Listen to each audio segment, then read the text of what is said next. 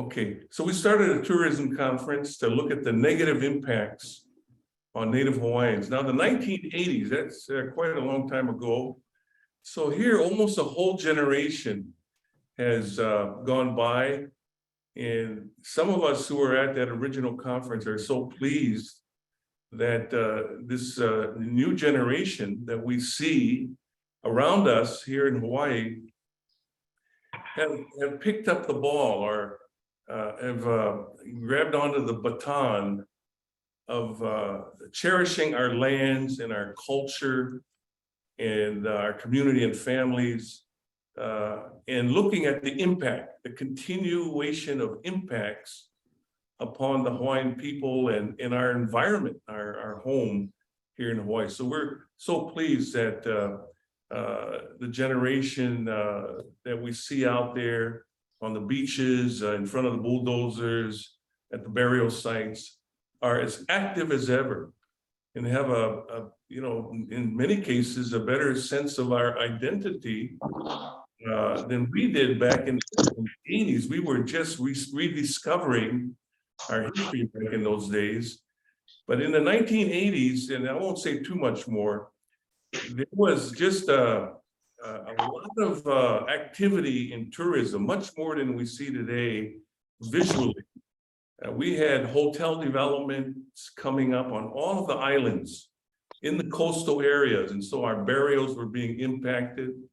Our sacred sites were being impacted. So a lot of hotels and golf courses were coming up in the 1980s. And many of our young active Hawaiians were standing in front of the bulldozers and resisting and protesting. And so that was the atmosphere in which the conference came about. And I hope you get a chance to read the transcripts or the rectifying actions and the statements and conclusions that came out of that conference, which was documented and very good conclusions and actions that were being recommended.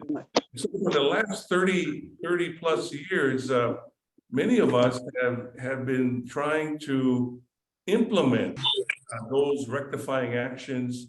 Some of those have had consequences on churches. And, one of the things we did immediately after that conference, we had a press conference to talk about the conclusions of the tourism conference on the steps of Kauai Ha'o Church. We did a press conference, myself and Haunani K. Trask spoke to the media and the public about the need for us to be concerned. Everybody needs to be concerned about tourism and its impacts. And there was also on the steps of Kauai Ha'o Church an appeal for churches to get more involved with this issue of tourism because of the impact on our communities, our youth and our lands. And there was also a call for churches to get more involved, but also to apologize for the church's own role and complicity in the history of Hawaii. And that's one of the things that we took seriously after the tourism conference. And we had groups of people visit all of the churches and formally ask the churches to do things like review its history and issue apologies, but also to inventory church lands and to return lands as churches back to the Hawaiian people. So those are some of the things that came out of the conference from those who were participants. And so we want to review some of those things. Some of those things were addressed, but some of those things were not addressed. I think we had asked for a moratoriums on development, hotel development, moratoriums on golf courses, and that kind of took hold for a little bit. But I think those have been lifted over time. But some of those rectifying actions are good to look at today so that, and to consider as actions that this new generation that's emerging may want to implement. But anyway, I've said enough, but we have with us today Dr. Hawai'i Ecumenical, who was also at the conference, also on the organizing committee. We have Dr. John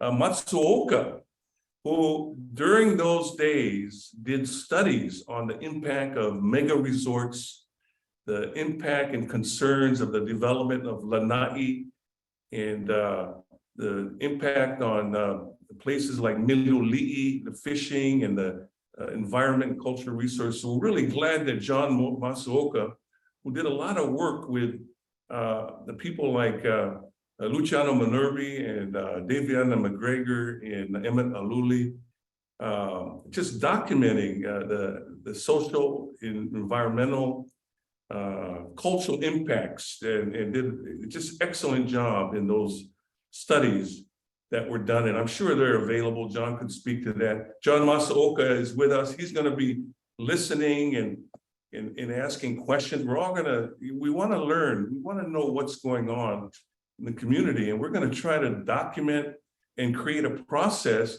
so that we can so we can work together and look at strategies to help in this work of understanding what's going on with tourism in Hawaii. We also have Frank Collison, who's from Haida Gwaii. I mentioned earlier, Frank was with us with his wife Sheila and Josh, and Frank shared with us, as well as other Native Americans from the Navajo Nation, and I think the Comanche Nation. We have Pacific Islanders, but Frank shared with us what was going on in Haida Gwaii up north. And so and Frank has continued to come almost every year to visit and to stay in touch with us. And so his visit this time, we thought we would take an opportunity to try to look at that tourism conference and the declaration and and all of those things. So we're really glad that Frank's here with us. He's going to say a few words, and then of course we have Kumu Hewitt is with us today. And boy, yeah, we're so glad that you're with us today, Kumu. And Heilani Sonoda, yeah, we're really glad that Heilani's involved in the Kalahui network. It's such a tremendous kokua with this process that we're beginning. And so we're hoping that today will lead to something more substantial as we try to address the impacts that are continuing. I'm going to let Ha'aheo say a few words, and then John Matsuoka, and then Frank, and then we'll have Kumu lead us into the comments and testimony, maybe with some pule and oli. But Ha'aheo, can you say a little bit? Aloha, everyone. Thank you for being here with us. I just want to say a few words about some of the results of that tourism conference 33 years ago. One major thing is the apology by the church to the Hawaiian people, and also the U.S., which led to the U.S. apology to the Hawaiians. This was a remarkable thing back in the day. And the church, the United Churches of Christ, took years to really make an authentic apology, realizing what they had done. So they studied, went back to the archives, what actually happened as they began their apology. The service of apology began at Kauai Hau Church. And as you recall, back in 1993, at the 100th commemoration of the overthrow, there was a massive thousands and thousands of people gathered at Iolani Palace. So from Kauai Hau Church, we went to the bandstand at Iolani Palace, and the process of apology began. And then, which led to the US apologizing, so which is great. And so these are some of the effects of what's happening. But tourism, I'm sorry to say, is still pretty much the same. The only time when we had COVID and everything was shut down and tourists were not here, we got a glimpse of what or how things could be. The waters, everything became so much clearer, and the space was given, because tourism affects us in so many ways, not just what happens in Waikiki and the building of hotels, but basic things, as many of you know, how the water is so precious, and the use of our land, how the land is used. And then we get into the economic disparity, the difference between the working people and those who are getting wealthy from tourism, and how the tourist money goes out of here.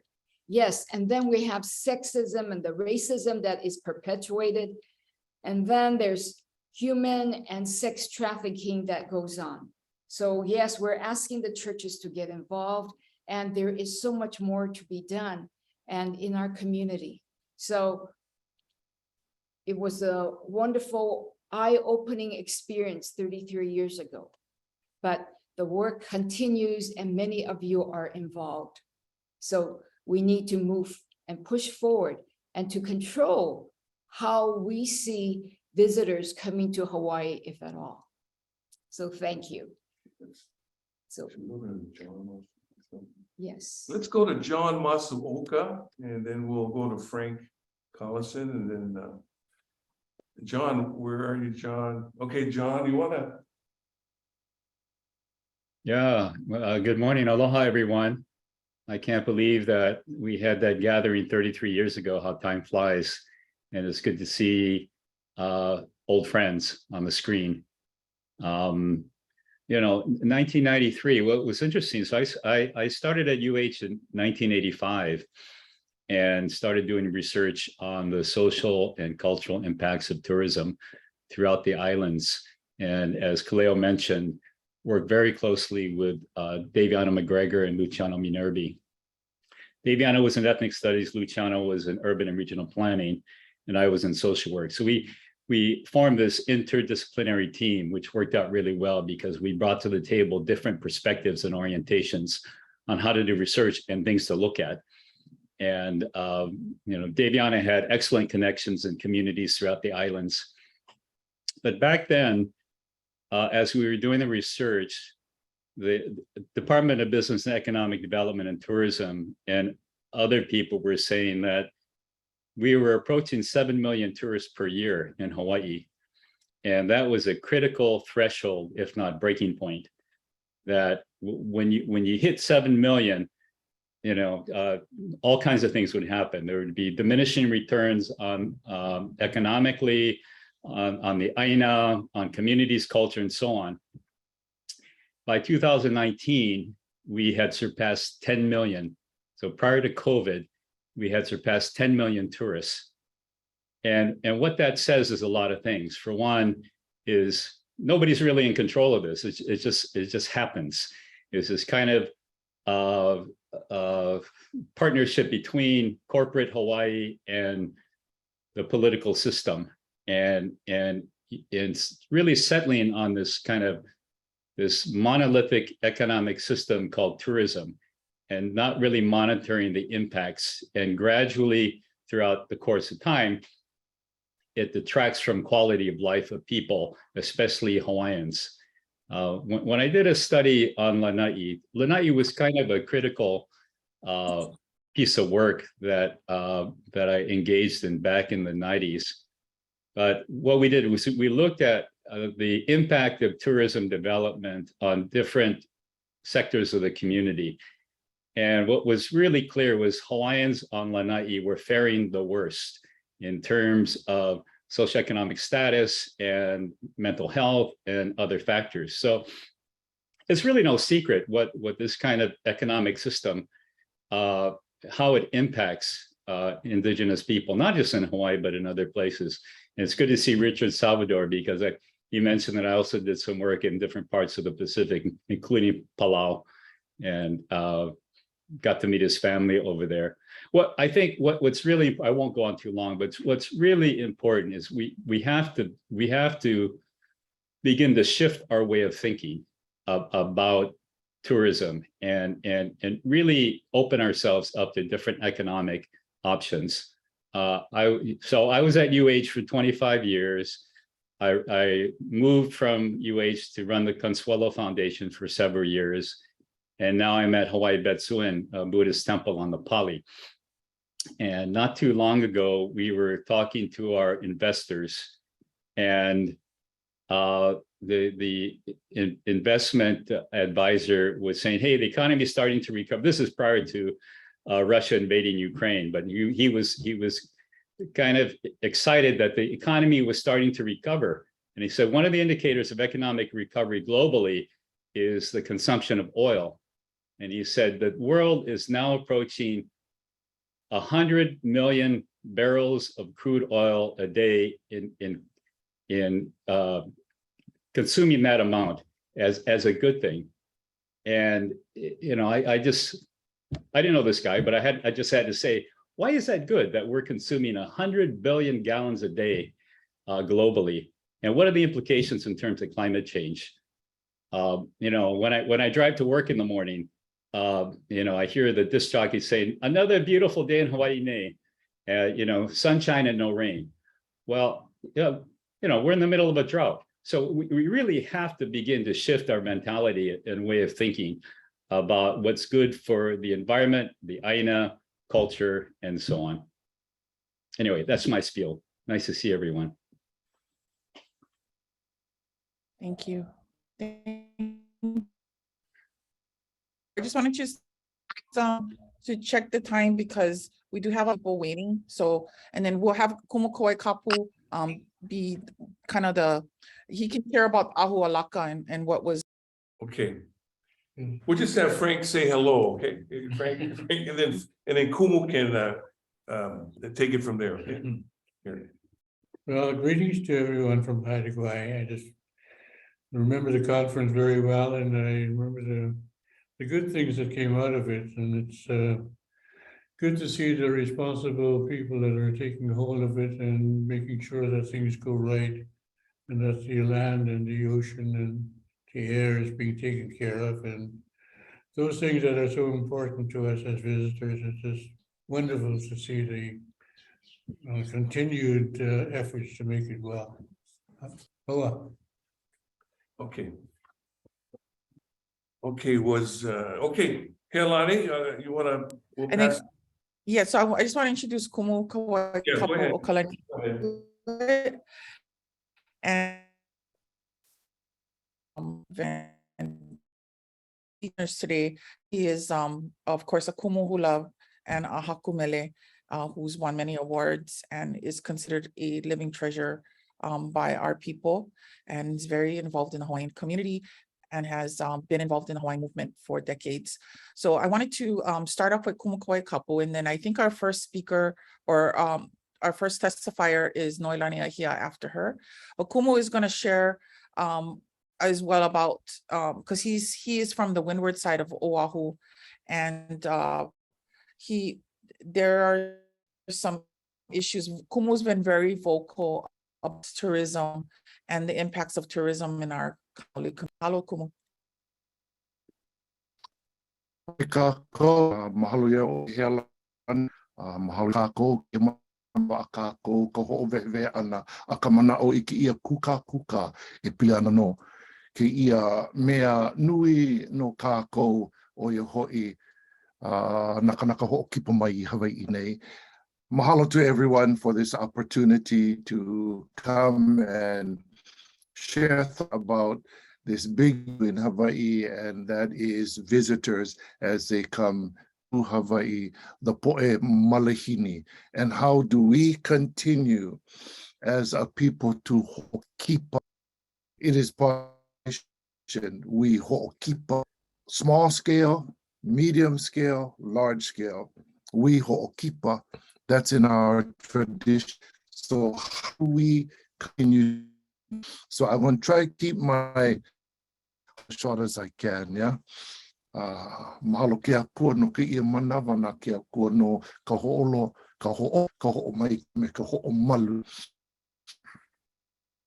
First, I was a board member of the Hawaii Tourism Authority for many years.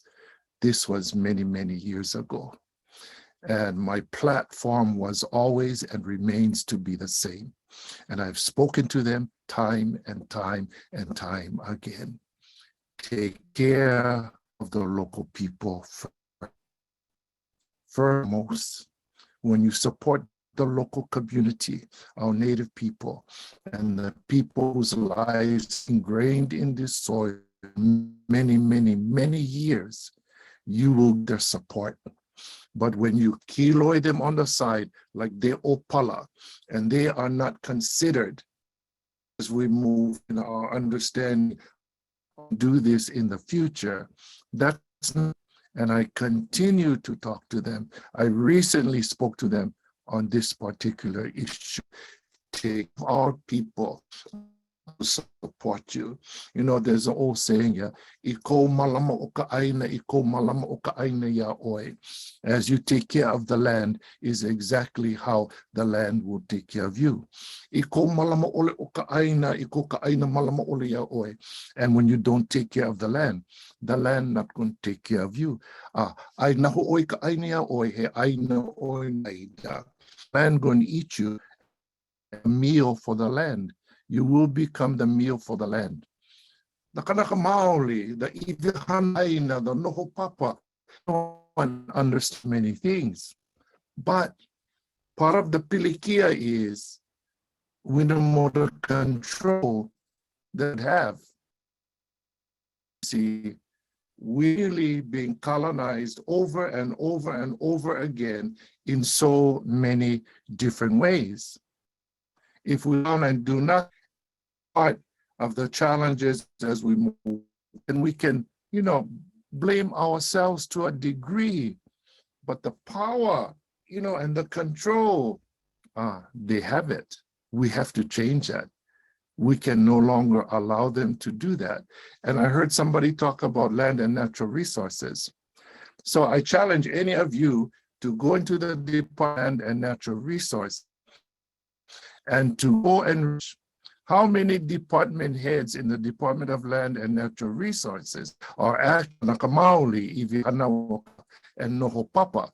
How many of these people that are in control here actually from here?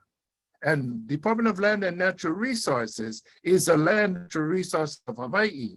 Where do these people come from? Well, like I said, I would love to, if somebody can research that and find out how many of them, because I met them, and all I'm going to say is they're not familiar to me. All right, moving on. Hualaka. Ahu'ala. One of the most sacred places in Hawaii, and our own Kanaka Maoli, our own Ivihanau o Ki'ia Aina, our own Noho Papa, have no idea of Ahualaka. Now, during COVID, people were out there having parties, throwing rubbish, all the opala here and there. Where was Department of Land and Natural Resources? Good question. You know who had to go out there? And I went out there with the help of Healani to ku'e all these people having wild parties, drinking, running around naked, sex parties. And then they all went accuse me of being a racist. And hundreds, if not thousands of people was calling me a racist because all is we need to stop the unpermitted parties and the unlicensed businesses that are a part of this destruction of Ahuala. Why is Ahualaka important? So one of these people that accused me of being racist told me when I asked the question, where are all people? Because what is more sacred than Mauna Kea. And then they will attack me again. Ahualaka, Kapapa Ialaka are the parents of Mauna Kea. They are the kupuna of Mauna Kea. If Kapapa Ialaka was not born, Mauna Kea would not have been born. And this reflects our own imbalance as a people. When we don't know our mo'okuauhau and we don't know our mo'olelo. So our legend tells us that at Mokapu, at Pu'u Hawai'i Loa, Kane Huli Honua and Keaka Hulilani, firstborn son Kapapa Ialaka. Kapapa Ialaka is not only the island out there, Kapapa Ialaka, but where was it that was the Hualaka? Kapapa Ialaka is the kupunkane of Oʻahu, Lilinoe, Vakea, all of those people come from Kapapa Ialaka. So when my own people, our own people was attacking me that you are an ignorant kupuna, you don't know what you're talking about. Listen, we are the noho papa of He'eia. We're the inhabitants and we've never left He'eia. We gonna know the mo'olelo and the mo'okuauhau of He'eia. So with the help of Healani, this information got out and still trying to educate people. We all need to know and understand roles and responsibilities, kuleana, mo'okuauhau genealogy, and the history. Because when we forget the kupuna of Mauna Kea, then that might be a reflection how we forget the kupuna that are alive today and well here in Hawaii that get the ike to teach the makua so the makua can teach the opio, who can share the information with the keiki in the process of kupuana, ultimately the kupuna who is on that journey of kupuana, who was born, lived through and gathered the ike of keiki to become opio, that lived through and gathered the information of opio to become makua, lived through and gathered the information being maku to become na. And there's only one step after that, to become the aumakua for the ohana, and ultimately the au of the akua. So when we honor our own, the mo'olelo, the hau and the kuleana, it's going to be difficult. We can move forward with the knowledge, the enlightenment, the wisdom of our kupuna to help us through this. And I speak about tourism because, again, when we in control, we can decide what our future going to be. In the meantime, what do we do as we make strides forward to gain back our rightful role and responsibility, kuleana, mo'okuauhau genealogy, mo'olelo, and history, because I'm tired of somebody else moving over here and telling me who I am. I'm tired of that. I'm tired. I still have to work. I'm going to be 70 years old and I work full time in the hotel because I can get well and I still feed children, my 50 children and my 5 great-grandchildren. And when they tell me who I am, I gotta fight. I can't hear that. I like to tell you who I am. You don't come here and tell me who I am. Because at the end of the road, the taro farmer, the fisherman, and every Waiʻi family are following the kuleana of our kupuna, and we're struggling to take care of every member of that family. Finally, they're called Oʻahu, and we forward as Ohana. Separate the mo'opuna of Haloa have to move together, have to combine all the efforts. Alulike mai kako, everybody pull together and let's move forward. And just mahalo nui loa, mahalo healani, mahalo to all of you, Kahu Patterson, mahalo everybody for giving me the opportunity just to vai ina mona no ana, just some food for thought, yeah, about tourism. And then my struggles, what I did all my life and still doing, still trying to make changes for everyone in Hawaii. Eo, kumu, mahalo nui, I miss and love you. Aloha. Aloha. Eo. Oh, just a couple things. I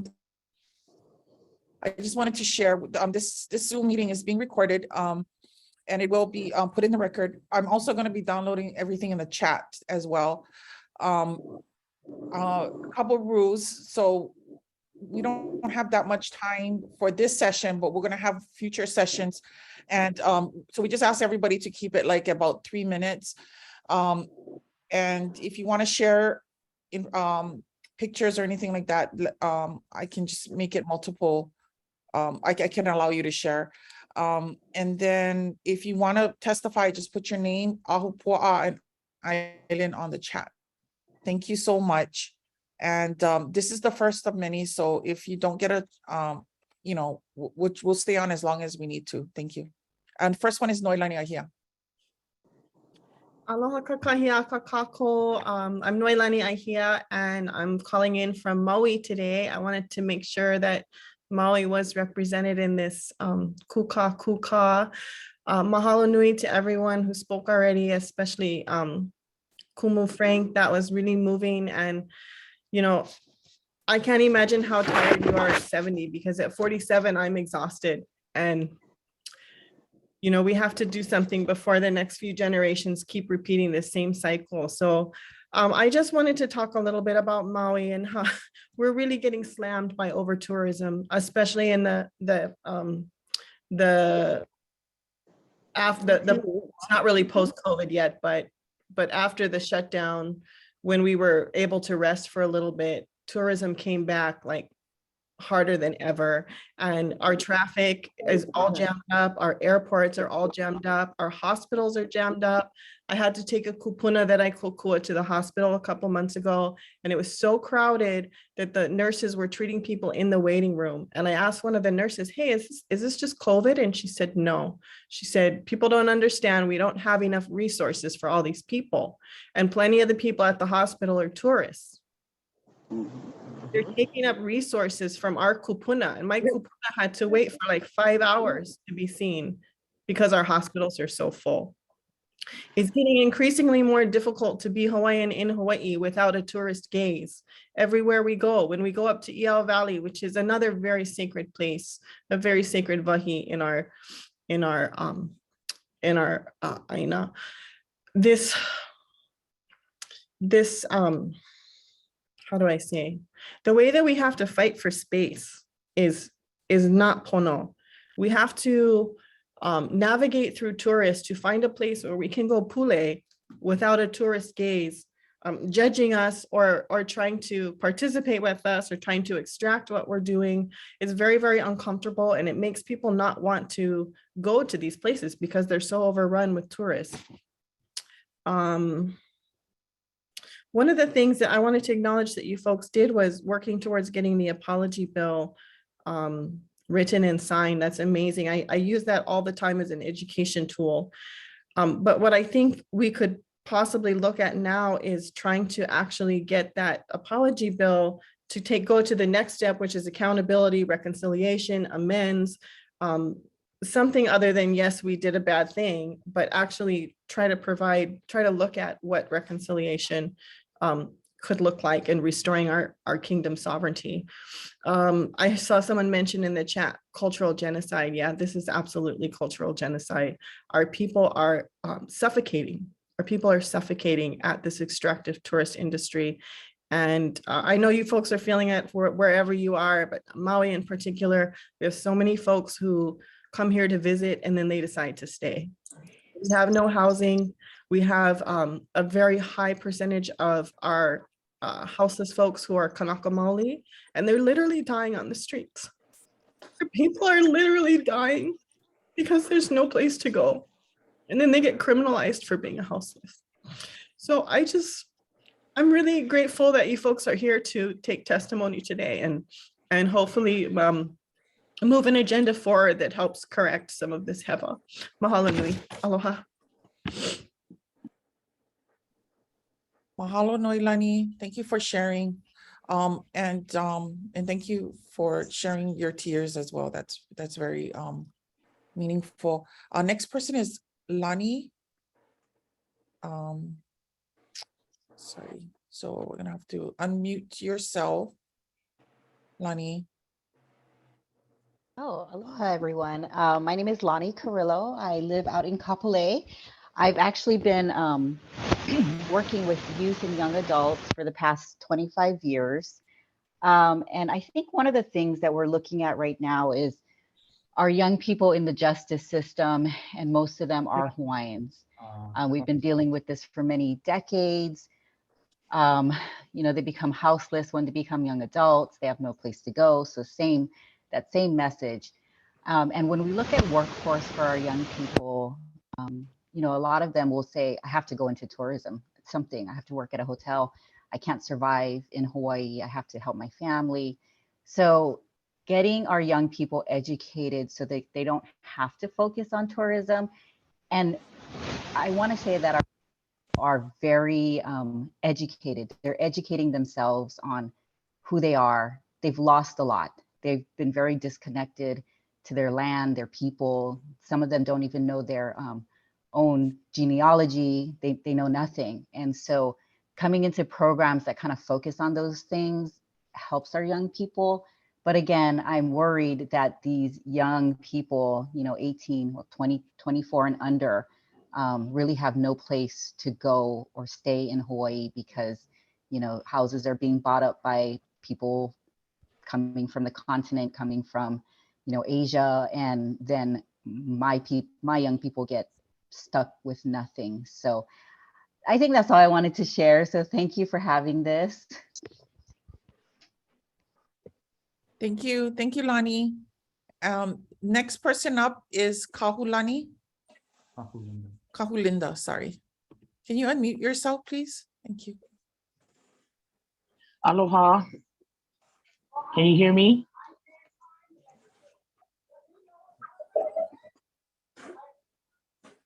Can you hear me?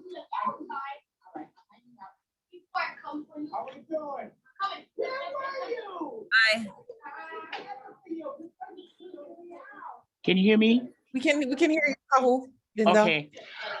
Yeah. I'm from the Hauʻula side, and you know, when I'm always driving from Kahalu to Hauʻula, you know, I see tourism, yeah, throwing the rubbish out of the car.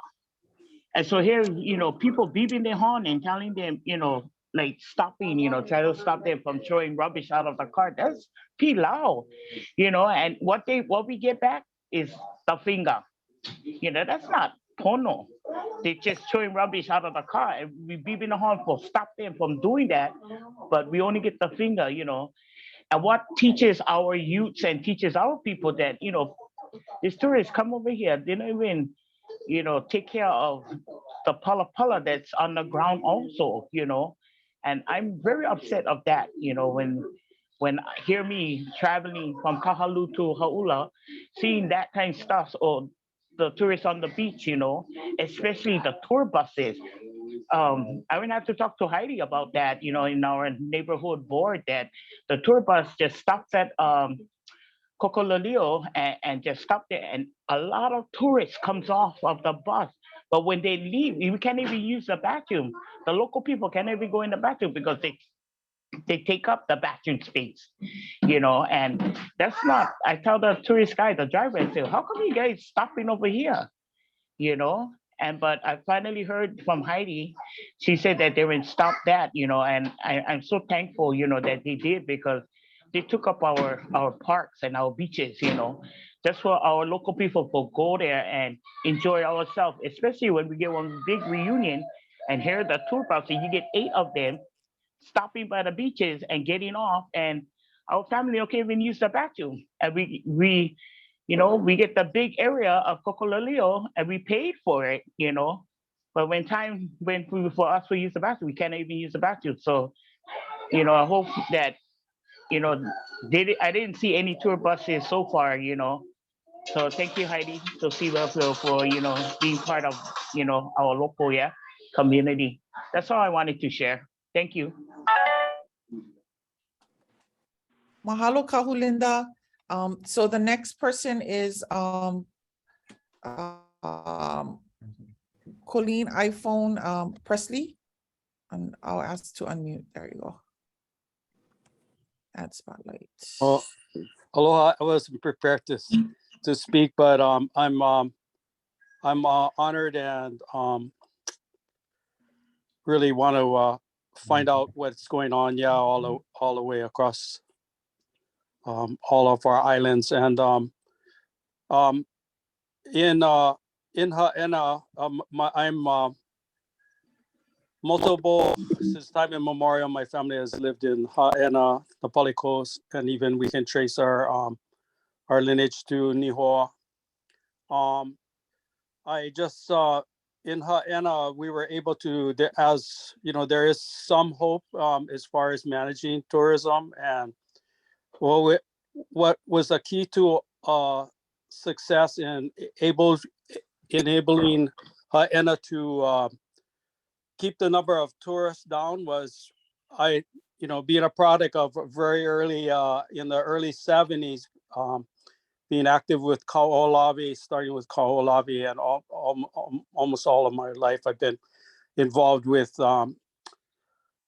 advocating for the advancement of our Hawaiian, our Kanaka Maoli. And anyway, in Ha'ena, we were able to get the numbers of tourists down. It was because of 3 things: a very strong, organized community. The second thing why we were successful in getting the numbers down and controlling what's going on in Ha'ena was strong community leaders. And then the third component, and being a product of the early 70s, it's hard for me to say, but actually collaborating with state government, we were able to. There are some good people that are trying to make a difference in the state government. So I just want to mahalo everybody, and I'm very interested in hearing what everybody else has to say, but there are solutions is what I'm seeing. So aloha. Mahalo. Presley Wan, Ha'ena, ya, Kauai you're from. Yes, ma'am. Yeah. Oh, thank you. Nice to hear from Kauai as well. Mahalo. Next one is Auntie Momi Green from Hawaii Island. I watched fucking Buffy. Close the door.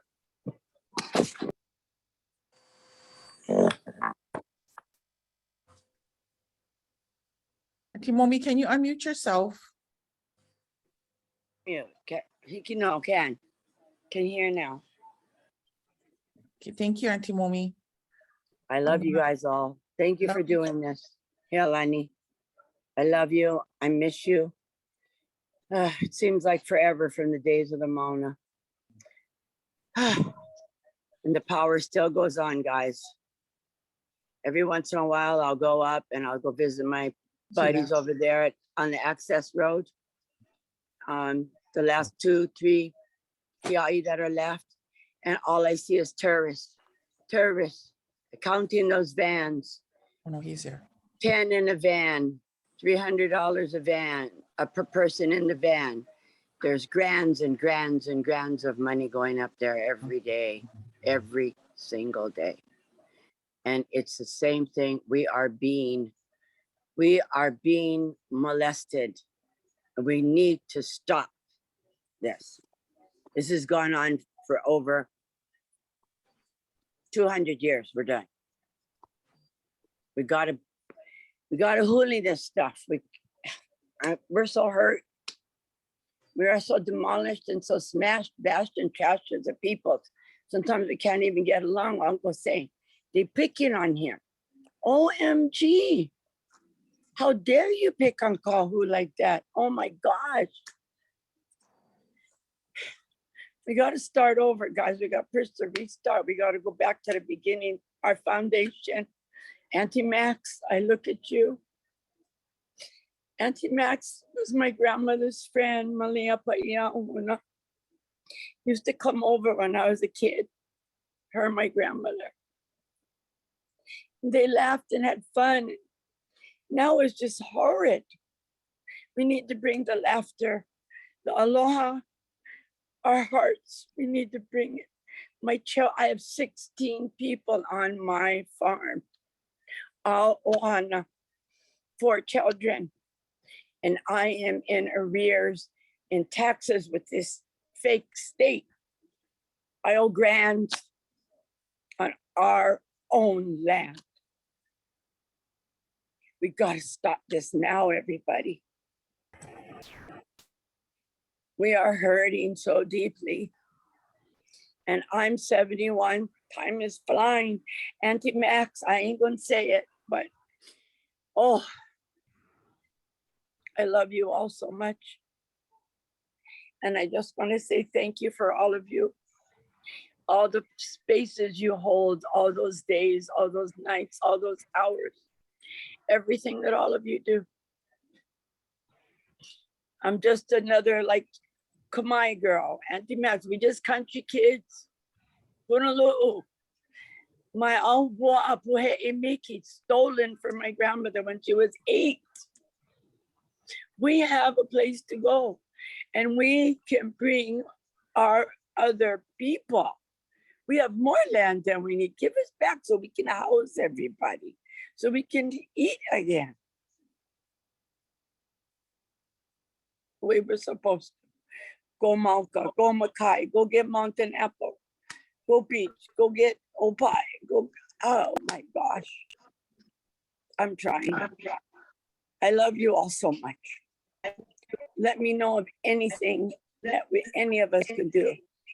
I'm in Keahole for the last 30 years on Big Island. Mahalo. Mahalo, Auntie Momi. Thank you so much. Auntie Momi was one of the kupuna who spent pretty much every night on the Mauna for 8 months. I think she only went off the Mauna for a week. Mahalo, Auntie Momi.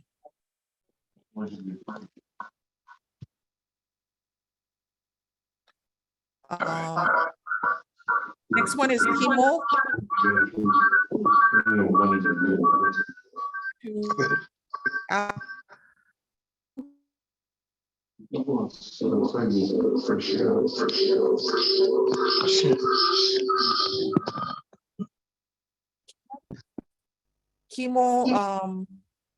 Kimo Kale.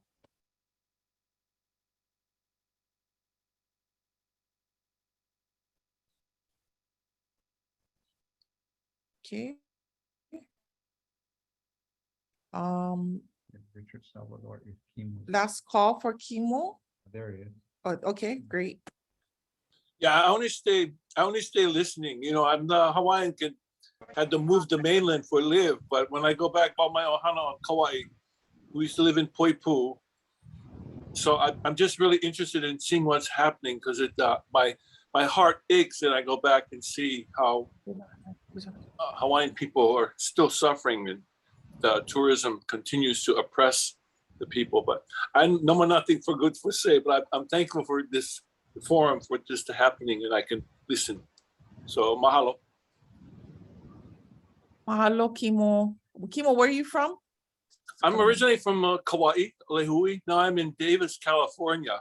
But you know, all the job, but all my ohana still stay Hawaiian homes in Alahola, Hawaiian homes out in Hanapepe side, but we still get plenty of wahana there. And so Mahalo. it's, yeah, thank you. Thank you, Kimo, for lending your voice. Mahalo. Next one is Richard Salvador. I'm just was asking about him in the show up.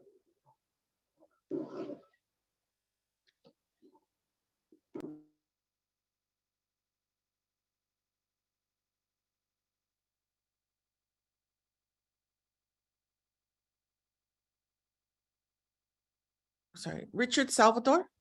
Who's after him? Okay. If Richard can't, Richard, are you able to testify? If not, we'll go to the next one. Next one is Nancy Mae Chandler.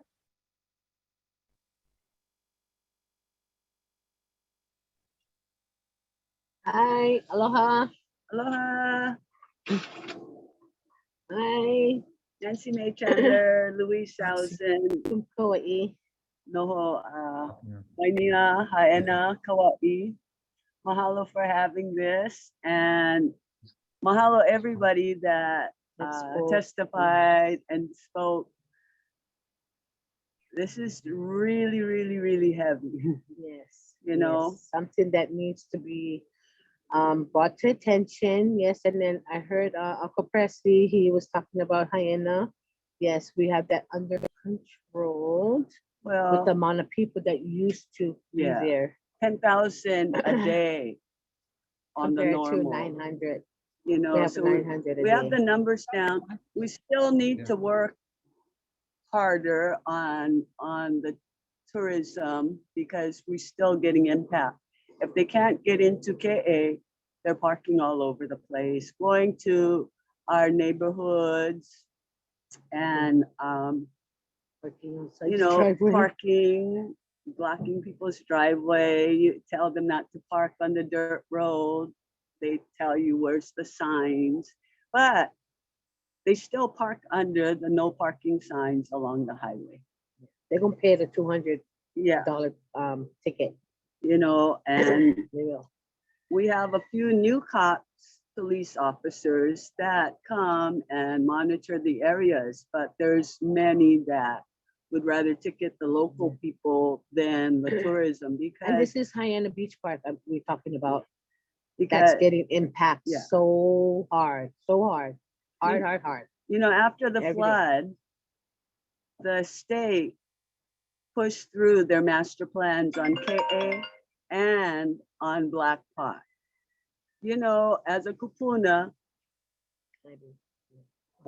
I can't even take my grandchildren to the beach because there's no place like Hanalei, the river mouth, over by the pier. That's where we take our mo'opunas, and that's where they learn to swim. Yes. We can pull up, have our setup, we can load them back in and take them. But now with the new master plan, we can't even park there.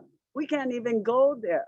We're getting genocide from our areas. Now, Lumahai Beach is very dangerous. And it used to be a beach for only locals. But now, because the tourists, they can't go to KA, they're going to all these unlifeguarded beaches that we don't even swim at, and we got to rescue. I just saw on the news today that DLNR closed the gate at Queen's Staff. The news should come and take a picture of this place and video this place because they have all the warning signs. The gate is closed, but there's no enforcement. The people just walk to the right, around the fence, past the lot gate, and go to Queen's Staff, and they die. You know, I believe that if people gonna take their children down there, they should be cited for child endangerment. I explained to people taking their babies, it's not a safe place. They yelling at me, everybody yelling at me, they can do what they want. They're the parents.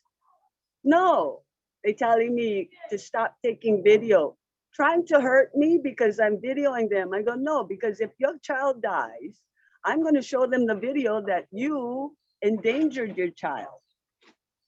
You know, the impact is so bad. But the one thing the government is not expressing is that we had a giant exodus out of Hawaii since COVID. Nobody can find workers. Why?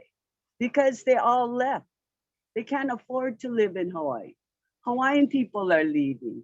The local haoles that came, been workers here, part of our community, they left because they can't afford to live here anymore.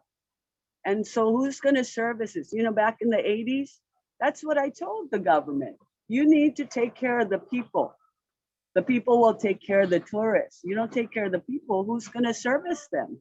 Where are we going to live? But they come quick. SWAT team from Oʻahu come quick to arrest me. I stand up for Kupuna Iwi. Now wait, still they come and arrest me. And for tourism in Koloa, they're blasting our sacred lava tubes, that's burial caves, that holds our water. They're blasting with dynamite, and it's okay. You break that lens, just like Kaho'olawe, there will be no water on our islands. Bombing, Makua, bombing, Pohakuloa, all of these things, you know, and like Kumu, my Kumu, Tawaihiwe, like you said, when the Kupunas was arrested on Mauna Kea, the kids asked me, Auntie, where are we gonna go to shut down our island? I'm like, well, first thing, we ain't going to the airport. I just will march you across the street to the police station. There's no place in there that we can hold ground. So we're standing in Hanalei by the river. All of a sudden, this cool breeze just came from Mauka down the river. I mean, it was cool, chilling, nipping your spotty. And one of the boys said, Auntie, what about Poleahu? I go, Poleahu, where's that? Oh, up Wailua. I go, oh, okay, we'll go check them tomorrow. And then that's where we'll make our stand. You know, I was there for 2.5 months, standing there in solidarity with the Kupunas because I'm not a limelighter. I don't think I have to go to Mauna Kea to support the action. Me as Pule and intention. I was there for 2.5 months. The only reason why I left there was because my mo'opuna was going to Kamehameha school and I had to take him to Oʻahu. That was the only reason why I left there. But Poleahu, this is the oldest island. All that you guys just talking about, we've been going through this. I moved here in 81. Since 81, we've been going through this. We stopped the tour boats in Hanalei. Still, we get illegal tour boats. You know, the Visitors Bureau, the state, the county, they do not want to invoke any problems with the tourists. They're not gonna, they don't want to discriminate against tourists, but they're going to discriminate against us, our Hawaiians. They don't listen to us. You should drive our road, go to Ke'e and see how bad the road is.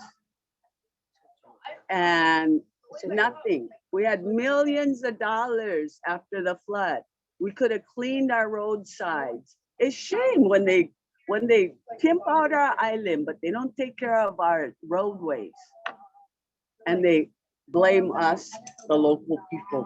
No, Well, we like, get mad at them and we tell them that remember, they're like the kind that put more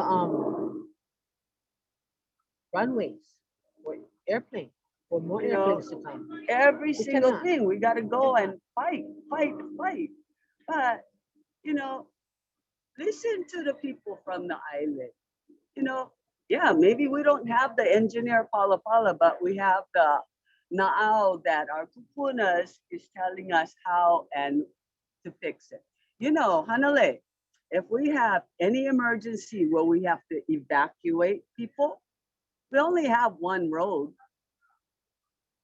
They could have, after the flood, they could have made the emergency exit. So now we get 4 lanes leaving Honolulu. You know, in the flood, we had all their tourists here. I begged from the first night, second night, third night for helicopters to come in and take these people out, because now they're using our resources. Still till today, they're using our resources, because shipping in products and stuff since COVID is all jam up. And they coming over in droves. They're shopping in our shopping centers. They're shopping at Costco. They're buying all our resources. And all the opala, what? We got to deal with the opala, you know? That's what tourism also does. The type of plastics that they have selling in the stores is worse than the plastic bag that they went ban. Everybody thinks, oh yeah, Hawaii, plastic bags. Stop all those plastic packaging and stuff. I cannot even get in the package. I buy the thing, I get so frustrated. I cut my hand because the thing's sharp when you break open those plastics. Those are the worst plastics. Why don't we have the tourism people be accountable for their, you know, in the old days, they used to have shuttle buses, all the hotels and stuff. Yeah, I remember. Also, because TVRs is expanded outside the VDA, we have no communities here. I'm surrounded by tourists. Rich tourists. So you know where my taxes are. And I have to deal with these people. Parking, You know, parking, you know, they're on a different time schedule. When they first get in, they're up at 4 o'clock. And I got to go remind them, hey, it's Sunday morning. You know, you guys got to like be quiet. But yeah, thank you, everybody. There's so much more to just the tourism and how it affects it in all different ways. And I want to say something. I was telling Auntie Nancy, I'm not claiming that I was the one, but Kumu Kawai Hewitt always taught us to always plant the seed. So when Bill Clinton was running for office, his wife came to Kauai with her friend and her daughter. And I worked upstairs in the Princeville Airport and in Amelia's. And I noticed that there was a lot of security, you know, with the men in the black suits. So when her plane came in, I went out to meet her. I shook her hand and I held on to her hand, just like I held on to Lingo's hand at the Super Ferry meeting. I held on to her hand and I explained to her, so your husband is running to be president of the United States. What is he gonna do for the Hawaiian people? Because we are being occupied by the America. And after he was elected president, then the apology bill came out. I'm not claiming fame to that, but plant the seeds, plant the seeds. That's what Kumu Kawai always says, gotta plant the seed. And so, you know, I've been on the front line for a long time. I'm still on the front line. And mahalo for coming for that, the Red Hill shutdown with the vice president. Mahalo very much. You know, we support everybody in every way. Every island has a mauna, their issue. You know, like how everybody went to Mauna Kea. Everybody got to come to the aina that's calling for a kahea, because that's the only way we're going to shut down these people. I think every island should have konohiki for each moku. So the konohiki can hear the problems, watch their little moku, get together with the other konohikis and have the kupuna council. That's what we're trying to get going on Kauai. I'm part of the kupuna council on that. I'm part of the kupuna council from Naue, Moko Mano Kalanipo, started by Hank Bergstrom. And, you know, because for us as kupunas, we need to have the next generation step up, but we need to let them kind of like do the thing, but we're still watching them and they still have to confer with us and talk with us and we figured stuff out, you know? But yeah, we have a lot of problems over here. LMI, everybody, come to Kauai. Come look for me, Auntie Nancy. She was a lady that was jumping on the bridge when we shut down the bridges, but it's all good. Everybody's good. We have the right to protest also. Mahalo. Thank you, Auntie Louise. Mahalo, and it was wonderful seeing you in Kauai a couple weeks ago. And thank you for all you do. And mahalo for testifying. Thank you, aloha. Hey, thank you for coming because when I went and parked my car, I found the red lauhala. If we never come that day, I would not have known it was the plant was there. So mahalo. Oh, I loan us. Auntie Maxine, sorry, Auntie Maxine, did you want to testify?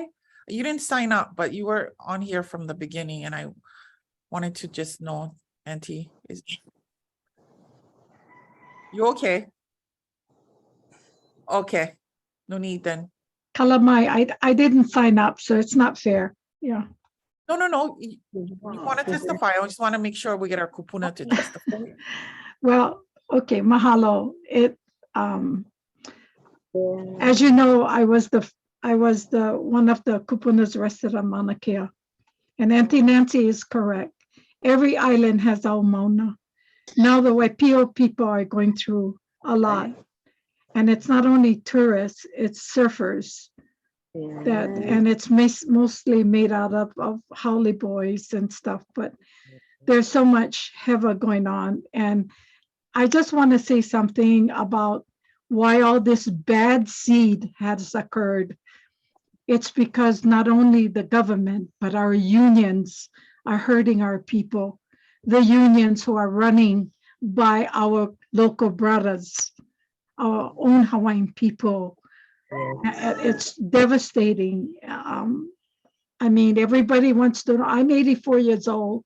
I've been an activist for over 40 years. I have seen a lot. And for those that was in PKO, I was also arrested in 77 on the 14th Laulima landing. We were there and we actually helped stop the bombing, which I thank Keakua. But tourists, they're worse than COVID. We're having that right here in Waimea. I live here 21 years and it's devastating. They're here because what? The state doesn't have money, they said.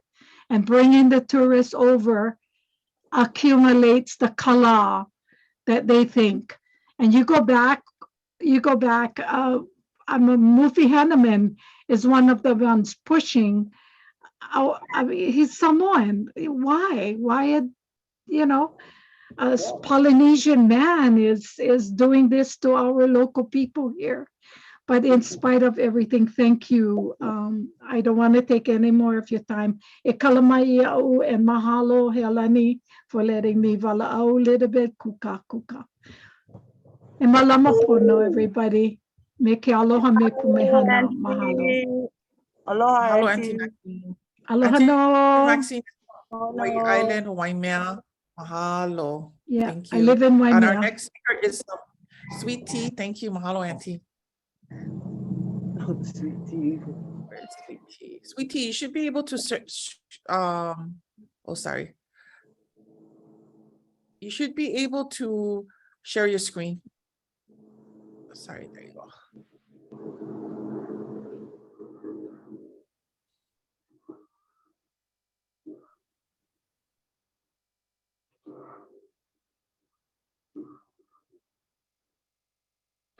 Sorry, Sweetie, can you unmute yourself?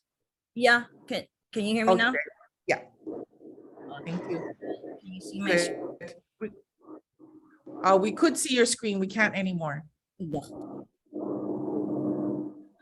Where did it go? I don't think you can play. You can play the slide. Sometimes it doesn't work on the Zoom. Then after sweet tea is Malulani. Okay. And then we're gonna go with Righteous Concepts and then Chiara Lorenzo. Okay. All right. Now can everybody see? Aye. Aye. Okay, so mahalo, Helani, for inviting me. I'm very new to everything. I'm currently still learning what it is to be Hawaiian, and I want to thank my keiki because we're all learning together. But I live in Papakolea. My ohana is mainly from Waikane, but we're from all the islands actually. So this summer, there was we know Rocky had her pup at Kaimana, and so after that lady got bit, I went down to Kaimana just to kind of check out the scene. This is a picture of me. This is my tent. And these are all the tourists that decided to make house under my tent. This guy walked through my tent with his ohana, and I looked at him and I said, oh my gosh. I was like, why don't you just go ahead and walk through my tent? And he was like, well, where's your aloha spirit? Okay. So all these tourists coming here always throw that aloha spirit, and they always throw the, well, we're providing money for you guys. I was like, really? And I empty my pockets on it because I'm not getting anything. So, you know, part of what I'm learning is, you know, our kuleana is to the land and to the animals. And these are just a couple of things that I learned. Somebody unmuted. I hear cars. Malo. So, you know, our honu over here, and this is right in front of one of the hotels, or maybe this is Michelle's. But yeah, just the pure disrespect from these tourists. This guy had to leash his dogs. There's baby Koalani right here next to Mama Rocky. It's like, it's a show for them.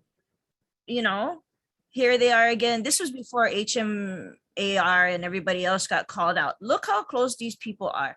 And we all know that if humans get involved with the wild, it's bad for, you know, all the animals. Over here, we have Rocky and all these people.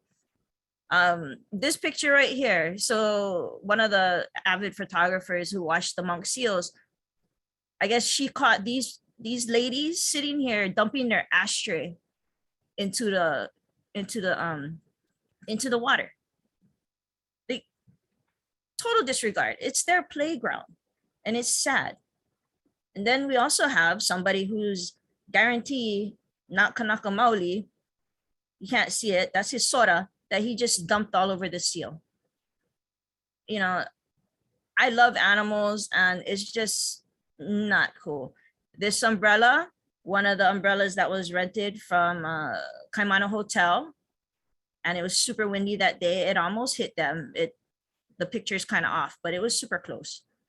I was there that day that it blew over there. Just more pictures of how close. With mom and pup, they're supposed, Noah says the recommendation is 150 feet. It's not a law, but the tourists don't know. So we don't say anything. We just say, you got to get back. And to be honest, this shouldn't be HMAR. This should be us. We should be the ones protecting our animals. Here's one of the guys that decides to come in for a swim. You can't really tell the distance, but we are about a little over 150 feet away. This lady, remember the one who got attacked? Yeah, she was warned, but she didn't get fined because she didn't know. But I guarantee if it was one of our Kanaka, we would totally be fined and possibly arrested. This one, look how close these people are. It's a show to them. This is after we took over the beach. We put a kahe out for people to come down, and it was beautiful because I think there was more wahine than there was kane down there. And while we were there, we were all educating all the tourists, the lifeguards, HMAR, the police, the DLNR about UNDRIP. I was blessed and honored to meet Auntie Nalani Mitten, who was part of this, putting together this declaration. And in Article 24, which gave us more confidence into standing up to the HPD, is that it says, where is it? Here, we Indigenous people have the right to maintain health practice, including the conservation of their vital medicinal plants, animals, and minerals. So with just this article, it gave us more confidence to stand up to HPD and DLNR. But when we put that kahe out, HPD showed up, DLNR showed up. There was 20 vehicles at Kaimana, all not for the protection of Rocky and Koalani, for the Kia'i that showed up. And HPD straight up said that. DLNR was kind of just hanging back out of the way. But why? You know, why when we show up to protect HPD, DLNR, they all show up, right? And I guess there was a conversation the night before with one of the officers, and he was behind us. He was backing us, but I guess these guys didn't get the memo. And the memo they got was some of the Kia'i that is showing up have been arrested. I have been arrested at Kalailoa. I live Papokalea, but I'm looking out for the the well-being of our whole entire Aina and our Kiki. That day we showed up, look how empty and beautiful the beach is, right? They're down here in the corner. So they had the whole beach for at least 4 hours before HPD started telling the tourists, oh, you can go back on the beach. They cannot stop you. But here's the thing. Here's the lifeguard tower. From here to this wall is a little over 175 feet. From the lifeguard tower to the beach wall is about 116 feet.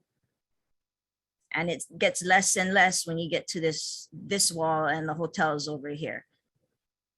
So it was a daily argument about how far we should close. We wanted to close the beach, and we did for 4 hours, but then we got in conversation with HMAR, and HMAR said that, oh, we don't want to block the beach. We want the tourists to be able to swim and enjoy themselves. Hello, 150 feet recommendation. And so I told them, I went, you go back and you tell your bosses that us as Kanaka Maoli have the right to protect our animals, and we are not regulated by your jurisdiction. And they just looked at me and was like, what does that mean? I went, it means we're gonna bring our own signs and we're gonna rope off the entire beach, is what it means. Because we don't have this 150 feet, ridiculous. I mean, seals don't know what 150 feet is, only tourists. But this is my son. He was so inspired that he went, and he's 4 years old. He went and he painted Rocky and Koalani. And, I passed this out to Noah, and I guess they put it on their bulletin board or something. But they're learning from me and from all of the things that we go and do together. And they're becoming, our activists. They're becoming our future. But we can't do that with, was it HTA, the tourist people, the tourists? Come on. I feel strongly about protecting our Aina and everything else. So, but tourists is a big problem. They just trashed the place. Koalani was, I couldn't find the shots, but Kolani was in the water. He was playing with broken glass bottles. He was playing with fishing lures. There was a hat in the water that I ran and swam to go get it and pull it out.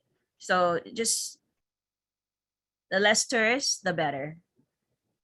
That's all. So kalamai if I said anything to offend anyone, but mahalo at the same time.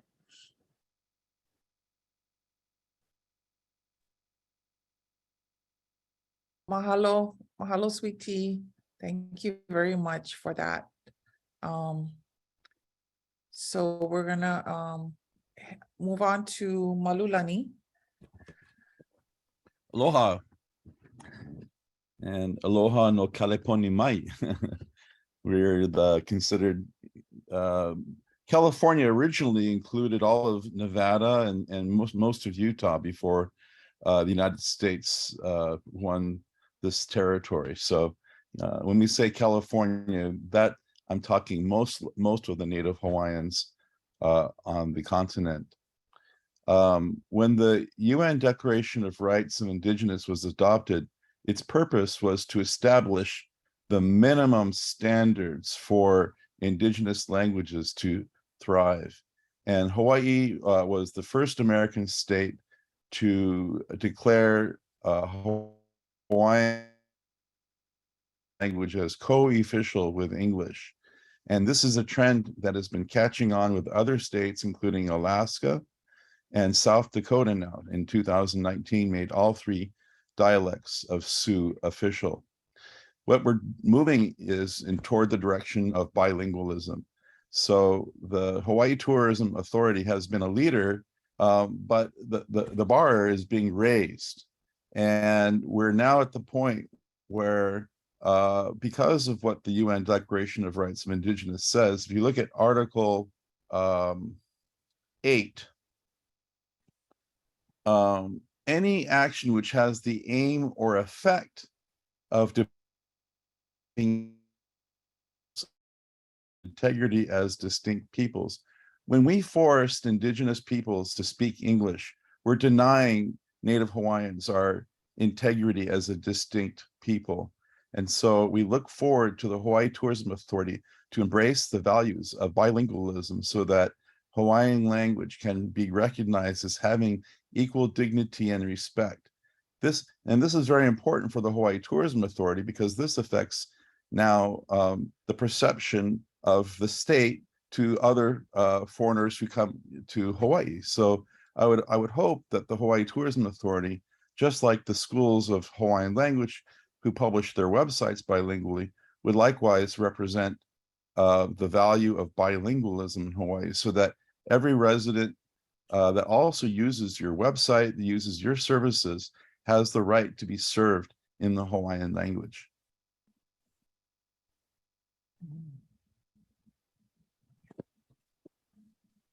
Thank you, Malulani.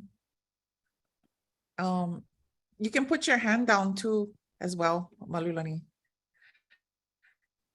And thank you so much. And I forgot to thank Sweet Tea for testifying. She left the meeting, but that was a presentation on Waikiki as well. The next person is, what is it? Righteous Concepts. If you can unmute yourself. My name is Robert Oliveira Jr. Can you guys hear me? All right, good. So yeah, I just like to thank you for the opportunity to be able to testify or to speak or, give my mona'o here today. First of all, let me just do a formal introduction. So my kupuna is Tutulilia Wahine Mai Kaika Wiki and Thomas Kelly in Homoku. However, my mana'o primarily stems from my three kupuna kane, who is Tutu Glenn Kila, kupuna Tom Lonchenko, and kupuna Alika Poi Silva. My ohana stems back to the Ma'akua Wainai, Kai Wainai Puka, Wahipanas. I am currently a tenant here on Papa John E's estate here in Waikalani Valley, or Waipio Acres, currently known as today. I'm wanting to speak on the fact that with regards to tourism, there is, to a very huge extent, large extent, I feel, a topic that is near and dear to my heart, which is kuleana. And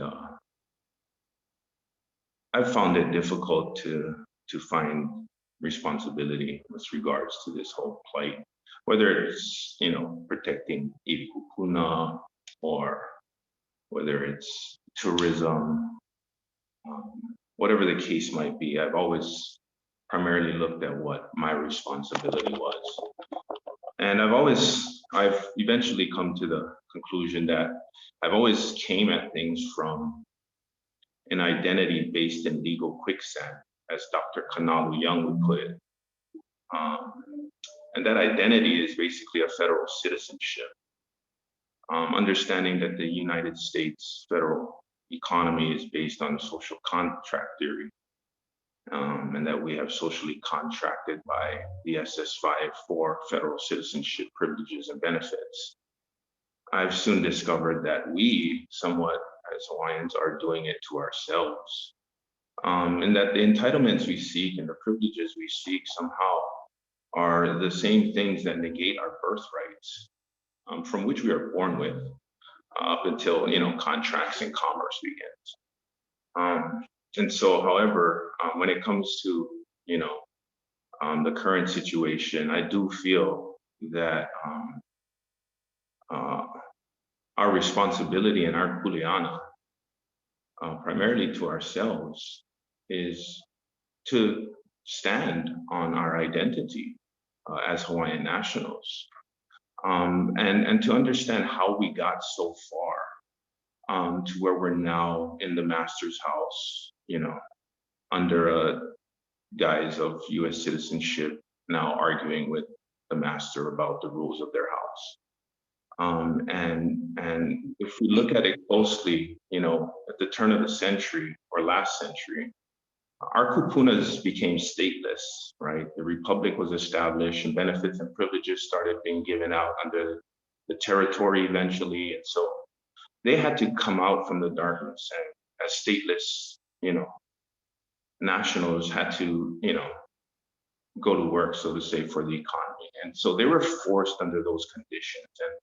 And we have the privilege here today and the benefit of hindsight to know these things and to know how their circumstances, right, which is so painful, which we feel, and which is shared here today, and which I really do appreciate, being a part of, because I empathize with my people just as much as the next Kanaka or even Haole may. So, but understanding that kuleana and citizenship, like, when we look at facing the circumstances today, like I said, we have the benefit of hindsight and the opportunity to be self-determining, to execute our right of self-determination, to determine that we are Hawaiian nationals, to renounce the US citizenship that our parents contracted before we were the age of majority, and had the right to contract, or that we unknowingly did contract once we became the right of majority, age of majority, because we didn't know any better, right? And so, it's somewhat of a spiritual thing as well, because I read the Bible a lot, and I wouldn't say I'm baptized Catholic, but I wouldn't say I'm religious. However, there's a few scriptures that I'd like to close with, and kind of help to empower my people. And some of them you guys can kind of refer to your own, and that's primarily putting on God's armor, and we have all of that armor, we have righteousness on our side. We have truth on our side, right? We can go forth in faith. And you know, to close it out, the scripture that I like to provide is Revelations 18:4-6, where it is stated that, you know, to come out of her, so that we do not take share in her sins, or be, you know, plagued by her diseases, because God has remembered her crimes, right? And with that being said, we all know the crimes. We all know the state of Hawaii owes its existence to an armed invasion, and therefore we could make a lot more progress if we focus our mana and our attention to the source of authority, which is Congress. And you know, sometimes when, you know, people don't listen, you have to learn to walk away.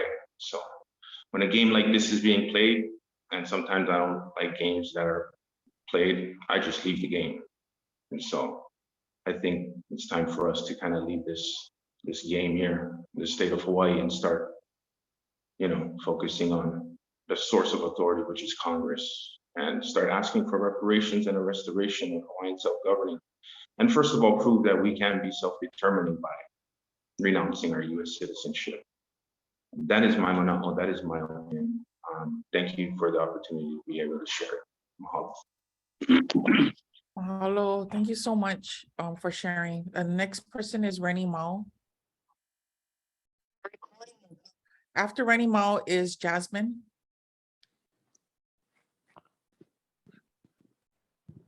You can unmute yourself, Rennie Mao. I didn't know I was lined up to say something, but I will say some. Kahureni Mao from Eva Community Church in Eva, as well as a moderator for Hawaii PAM, Pacific Islander and Asian American Ministries. Thank you for having this. Been dealing with the legacy of tourism for many, many years. One of the things I'm really hoping that can come about is that every airplane that comes to Hawaii with tourists, we have them captive audience for 4 to 5 hours. It would be really good to put together a good video introduction to Hawaii and some of the issues that's been raised here. I've seen some of the airline attempts to do something, but it's always couched in a really sweet way, and it doesn't really, I think, tell our story. So I'm really hoping that from listening today to everyone, that somehow we can put something together and almost require that the airlines share it. Because that's how most of the people get here. Mahalo, thank you. Thank you, Rennie Mao. Appreciate that. And the next person is Jasmine. Is Jasmine still here?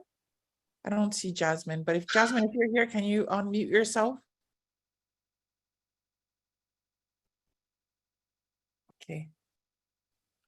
We can come back to Jasmine. The next person is Kiara Lorenzo. Getting the mic, Kako. Can you folks hear me? Yes, we can hear you. Yes. Okay, perfect. My name is Kiara Lorenzo Rodriguez. I come from Mokuokeawe, the Big Island. My ahupua is Hamakua.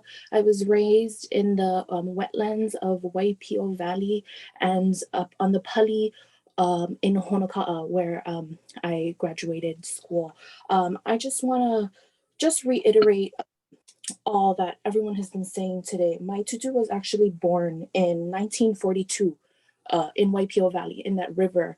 And for me, it's really hard because my tutu raised us talking about how much water there was, and we see the depletion of all of our vai and how many of our waterfalls are gone. So that's one thing. We really need to, as Kanaka Maoli and vai being our wealth, we really need to focus on our vai and understand that the vai is a direct link to our fisheries and to our limu and our limu is spiritually our medicines, our health. So again, getting back to these processes that our kupuna had left us, they left us this blueprint through the practices of konohiki. Konohiki means to rest, giving these certain areas rest, especially where we have high tourist people coming in and hiking in these areas, and now becoming very dangerous for, you know, the Kanaka that go and holoholopua or holoholu to go and make their ahus. There's lots of different practices, you know, that ohana, especially from my mokupuni, Hawaii Island, that do, being that we're so close to Pele and having so many people coming into these sacred areas and desecrating, whether it's the la'au, her kino lau, whether it's our animals, our sacred aumakua, the nenekus. There's a lot of, you know, this whole global view that I think we need to really address and take back, because is it worth it to lose all of our righteousness, all of our greatness, right? That we have this connection to for generations upon generations, for the kala, for the money. As a young woman, for me, especially during this COVID time, our family it's too rough, we had to leave. So now here I am trying to find myself as a Hawaiian in the 21st century on Mokuhonu, on Turtle Island, and to see everything going on back home is saddening. In just the beginning of this year on Hawaii Island, we had 6 deaths due to traffic fatalities. And most of those, I think 4 of those were tourists there for the first time. And I think these are things that we really, really need to focus on, because our roadways, how our children get to school, our kupuna get to care, you know, how our makua, they get to work to provide for their families. We're all using these systems and we need to be safe. And lately we have not been. Not only did we see that through COVID, the ways we interact with each other is very dangerous. We need to be, you know, we need to be maka'ala to these things, and we need to look back into our history and see, what did our kupuna do? How did they manage to have millions of people living in societies and thriving without collapsing resources? Because the blueprint is there. We just need to find it. We need to key in on those things. And I believe our kupuna have already laid those paths. We just have to listen. We have to olohe, because sometimes we have this ability to talk about it, but we have to be about it, because we've seen 130 years of oppression. Pilau to us. If we keep going this way, where will we end up? And we hear a lot of Kanaka saying, we're going to end up in a glass case in the museums. And that's not the future I need for my Pumaopuna. I think it's time that we really address these issues and see what we can do to protect not only our cultural sites, but our iwi kupuna especially when they're falling out of places in front of hotels. How can we mend that? Because that is our greatest responsibility as Kanaka, is to our iwi kupuna, is to the people who make us Kanaka. Mahalo. That's my little spiel. Hello, Kiara. Thank you so much for that testimony. Next is Kahu Umi.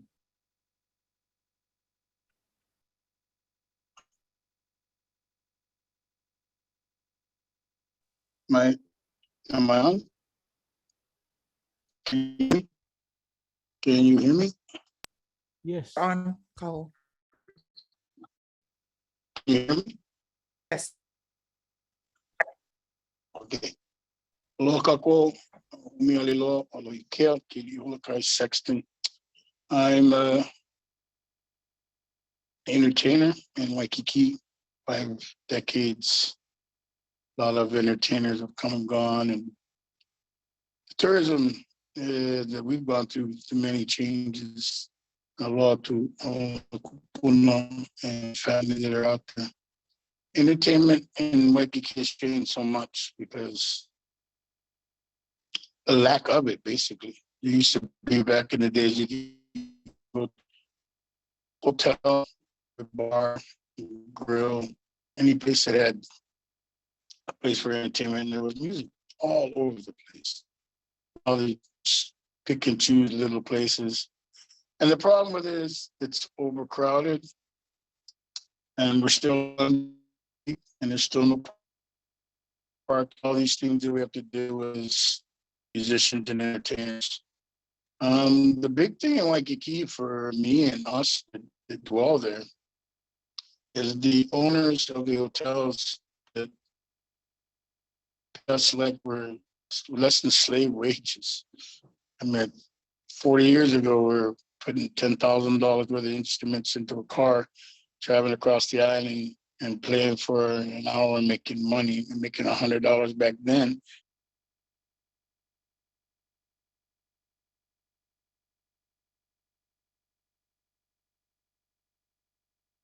Okay, I think we lost Umi. I think I'm back. Okay, there, yeah, you're back. Okay. Yeah, it's in and out. But the atrocity of it all is that these hotel owners and these hotel,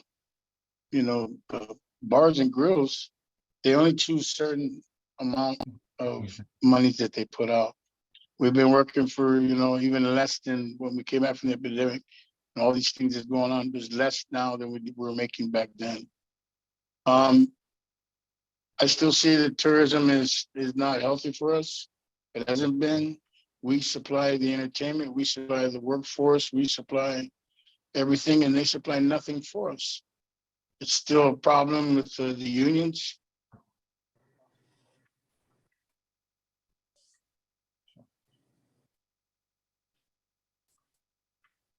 Umi, you may want to just turn off your video and just speak. Might save some power there. Okay, and you're right, but I wanted to say that, the ownerships of the hotels and the lands and like is still not fair to any of us. The hula halaus that go in there, and been doing it for years and years. Everything's changed. Illinois got more involved.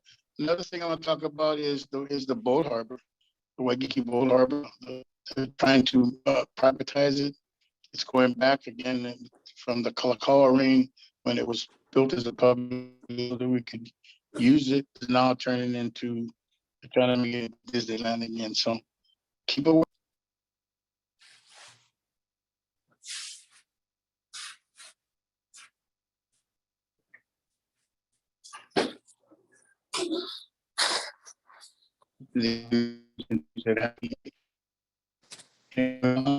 And this get a coalition or some type of a workforce of Hawaiians take care of tourism because we're old enough.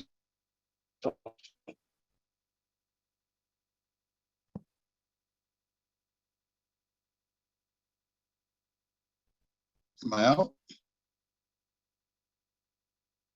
We can still hear you, Kahu, Umi.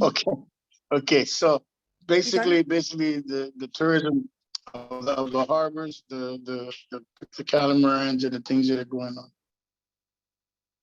Okay, I'm coming in. Hold on.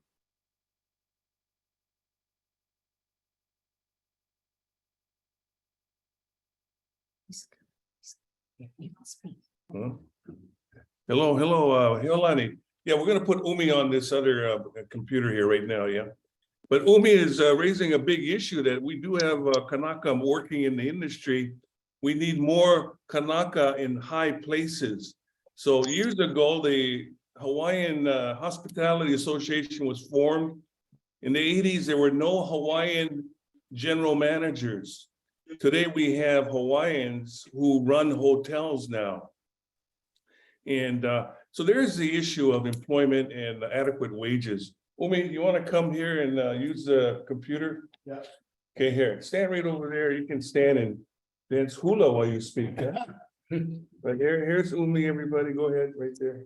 So again, the problem we're having is that the hotel owners and the associations that are controlling not only the amount of monies that we make, but also the parking situations. Slave wages. It really is. I mean, we're making less than we made 40 years ago. 4 decades ago, we're getting about the same we're doing now. And you're promoting the culture. And we're promoting not only the culture, way of life. We're sharing weaving. We're sharing even our harbors, our boat harbors, all of our catamarans, all the people that come in. The Illinois is trying to own everything, where we have no say at all in Waikiki. it is still that little button that belongs to us. And I think we can do this without their help. We just need to figure it out too. What Kaho's been doing and Hale's been doing, and this is a big start. Dealing with, the other tribes and things of the world, help us to understand how can we reinvent ourselves to control this in a way that they don't feel like, we're just trying to take over and start a war. Start a war. Well, it's battle already. We battle for parking. We battle for tickets. Stop towing my truck, my car. Stop giving me tickets and things, in Waikiki. We can't even get parking for ourselves. So what do we have to do? Park to Ala Moana, get on the bus, or somebody pick us up. We go do the job and we come back somewhere else to pick up our cars. I mean, that's just, it's been like that for a long time, and I don't see it changing unless we, the entertainers, the halaus, we control that entertainment side of it, but we need to get together. As Papa Frank said, we're still in charge of this. We need to make sure that we're engaged every day of our lives to make a difference. Because we don't do this every day, it's not gonna go. Now you're feeling disrespect. I'm sure it's more disrespectful today because of the tone. Not only disrespect, because I dwell in Waikiki, because it's my home, because Kona is my home. And you see not only the boaters, the surfers, even the people that are visiting, they don't care. They come in droves and droves. They come in, get in the water, they come out, they leave the trash everywhere. There's no control over that. They look at us like, we're just homeless, widows and orphans on the beach. Well, they think we're vagrants, and we're not vagrants. We are people of these lands. We are Kanaka. We are alive. We're all alive. We just need to wake up. Sharing love too, right? Well, aloha has always been with us. Sharing love every day should be part of it, even if the aggressor comes on to us. Even if they come and attack us, we still need to continue to share all the things that our kupuna taught us. And it's not fair for us to continue to be put down. Look at us, we're all in, we're in lines and lines and lines to get food and gas and help and hope and, and all we're doing. And all the people that own our monies, and I'm not going to say who, but you know who they are. They're not contributing to anything for us. There is no relief fund for the Native Hawaiian entertainers and halaus and people that are working this every day.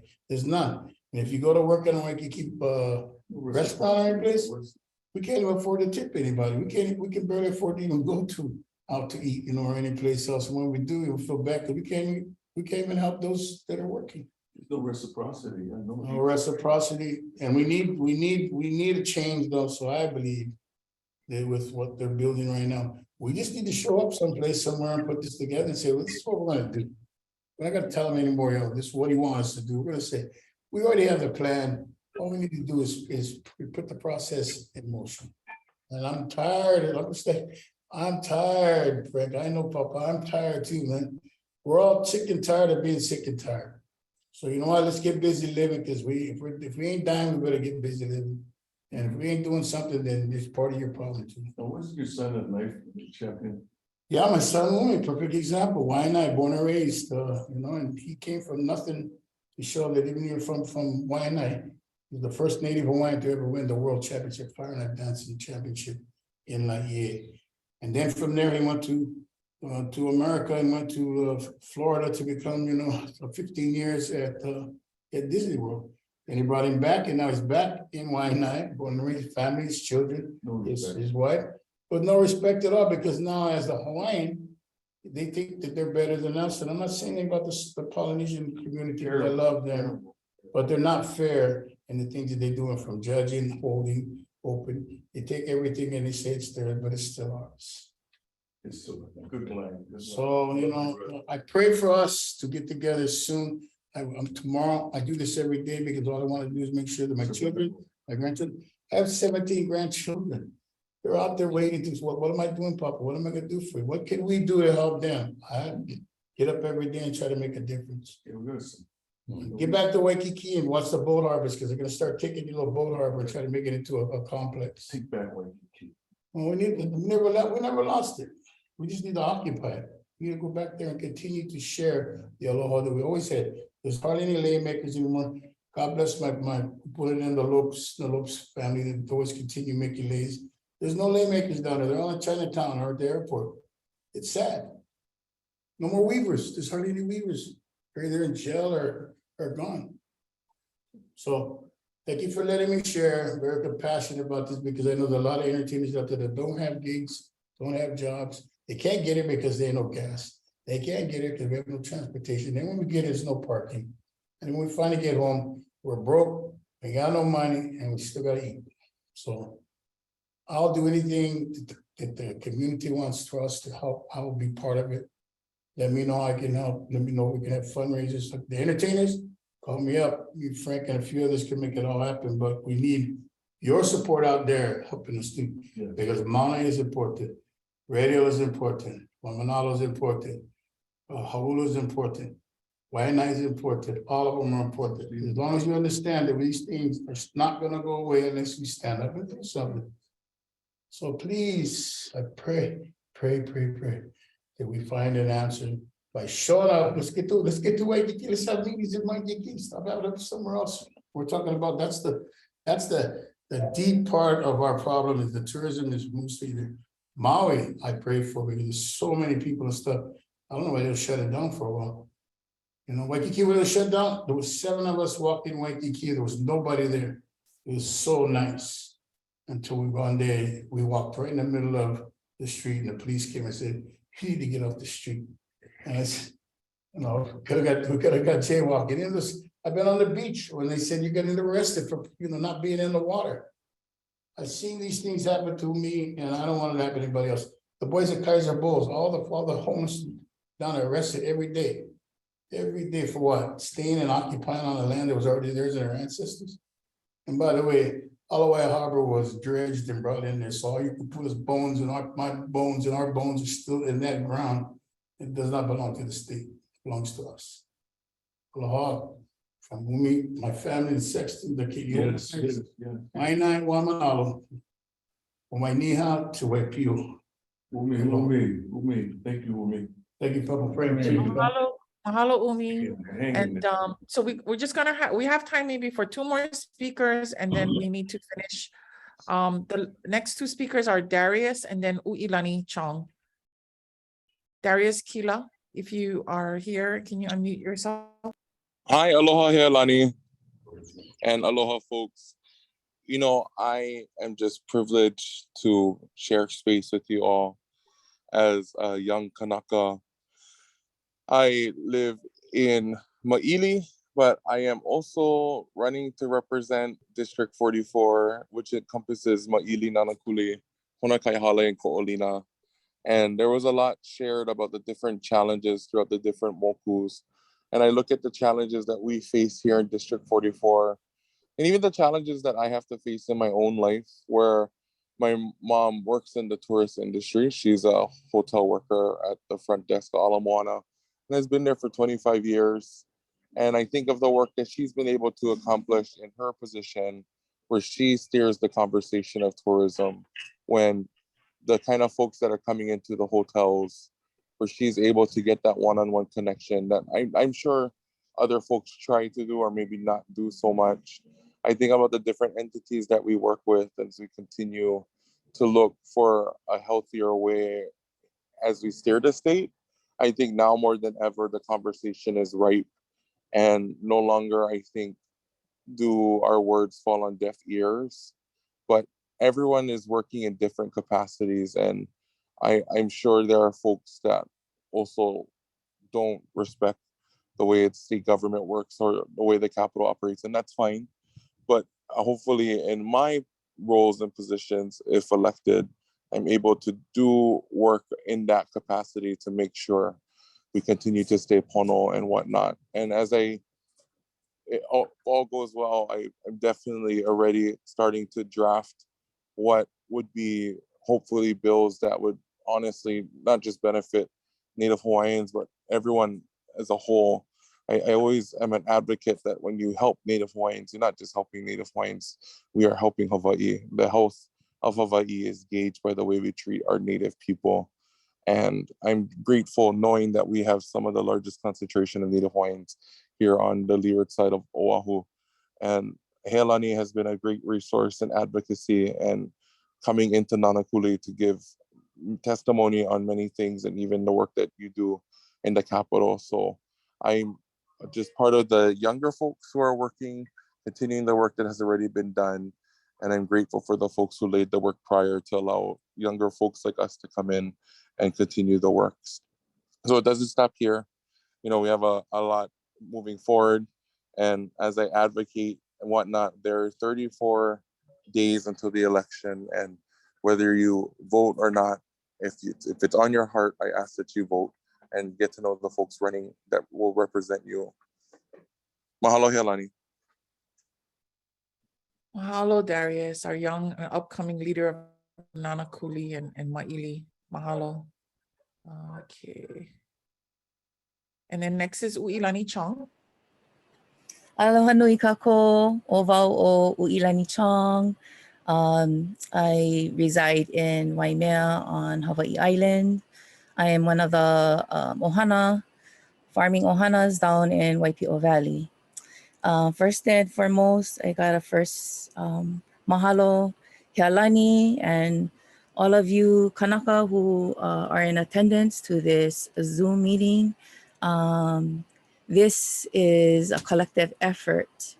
And when we come together to share our stories, you know, starting from myself, and then our ohanas, that's so important because that's gonna carry on onto the next generation. So mahalo for everyone coming and sharing their story. So, you know, Waipio, there's others who they're daily. Right now, you know, there's a kupuna checkpoint.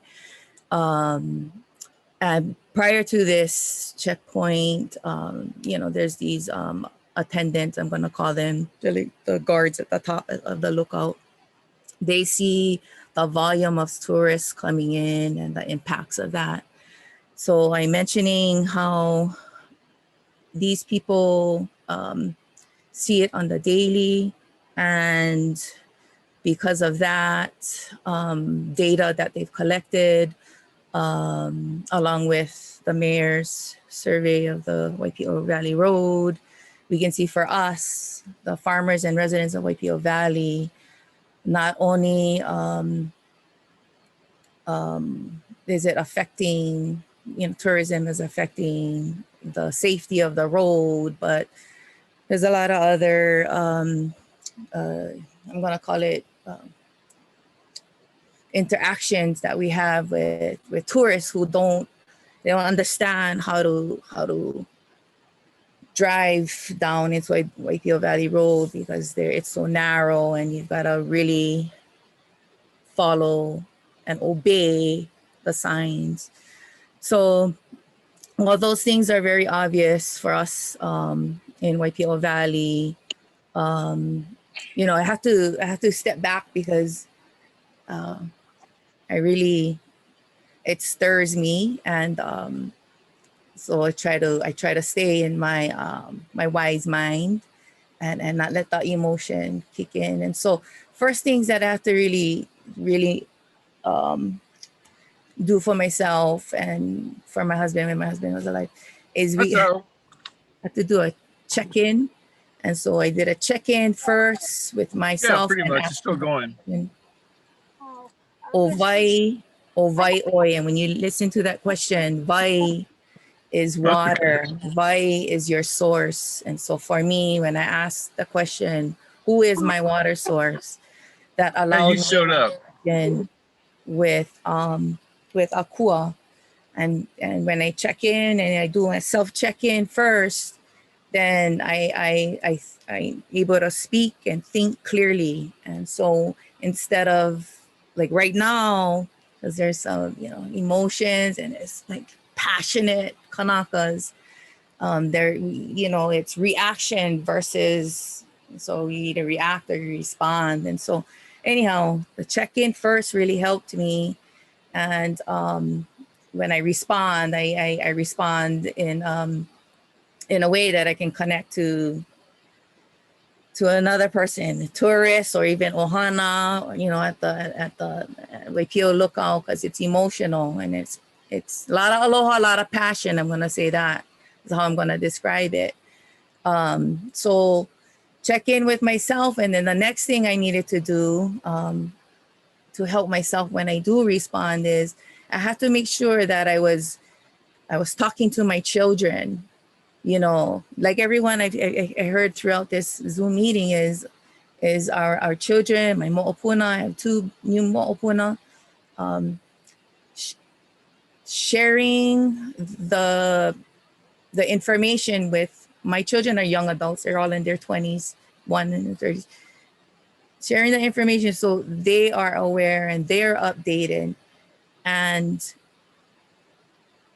paying attention to how I'm framing it to them, because again, sometimes I react, but when I'm talking to my children, I'm building my family unit so they too can be part of these meetings. And so I gather my family, I talk to my children, and they have their mana'o, they have feelings about it too. But my message today is, in response to how tourism is affecting us, is, you know, doing that, ask the question, Owai oi, man. Owai can be, who are you? What is your water source? Do that self check-in, and then go back to your family and make sure we're taking care of that family unit and keeping them abreast of what's going on, and as far as information and how we can be proactive in our position as, you know, we're Kanaka Maoli. This is our home. This is where we were born, is where we live. So my kids, take care of our family, take care of our kids, and they too. Now I'm gonna share with you my kids coming with me to this meeting. There's a meeting tonight at 5:00 at Honaka'a. And it's the surfers. The surfers wanted their turn to speak to the mayor. So we're going as a Ohana unit, and I'm gonna share testimony for those people too. And and taking notes in preparation for that meeting, what I found is even the surfers, because I'm gonna tell you guys, there's local people in that group. It's sensitive. Waipio.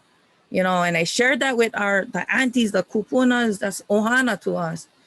And I told them, you know, these surfers, they lavaia, there's kumuhula, laulapa'au people. That's all our ohana too. They're in that group, and they're family. They're the people I go to church with, you know, so we gotta, I told my kids, when we come to the Kua'ikea at the lookout, or we're going to this meeting, that we come with aloha. We come with aloha, always with aloha, because everyone there, just like this gathering, the fact that we're gathering, so the beautiful parts of this is there's all these little momies, all these little pearls hidden in between all of this. And the fact that we can gather, for Waipio anyway, because tourists, I'm going to tell you, when I look at community, they're not even in the definition. Right now, I'm looking at Waipio community, our families, and the fact that even though it's kind of like, you know, people making their own groups, at this meeting, we all going to come together, and the fact that we can come together and acknowledge that, and I learned this, Helani Nores and Auntie Max, we learned this in Ailike. We have more in common than we do have differences. So if we can start our sharing, the gathering, the halavai, whatever you like call them, with the things we have in common, that's a pretty good start. So for us at Waipio, I'm hoping we can start with the things we have in common is we all aloha, we all get that aloha for Waipio. We all passionate. We all have a connection. We all have ohana. I mean, we can go on and on with these beginning point, these starting points. But meetings like this, Helani, meetings like this, and just like YPO, we bringing the community together, and we're gonna hash it out. But try, start off with the ailike, the things that we have in common, that we agree on.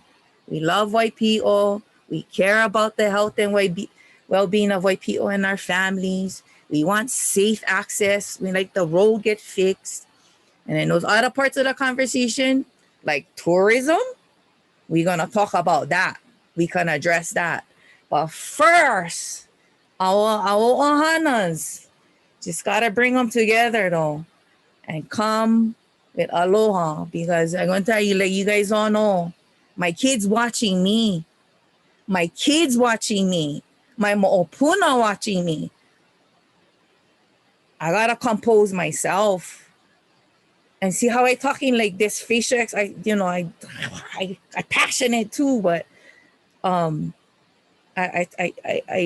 really try to come with that first and foremost, is come with aloha, do my check-in first. And then anything I'm going to speak, going to be for kako.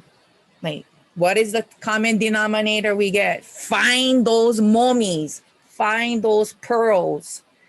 And that's what we're going to start with. And then, of course, what we learn in Ailike with our kupuna group on Mauna Kea is try eat first and then drink water. Because with the kanaka, when the body is like never eat and you get a little bit, fussy. So come with your water and your little ian poi, and then we go start the meeting. Anyway, you guys, mahalo Helani. Love everybody. And I came in late, but mahalo, you guys. Aloha.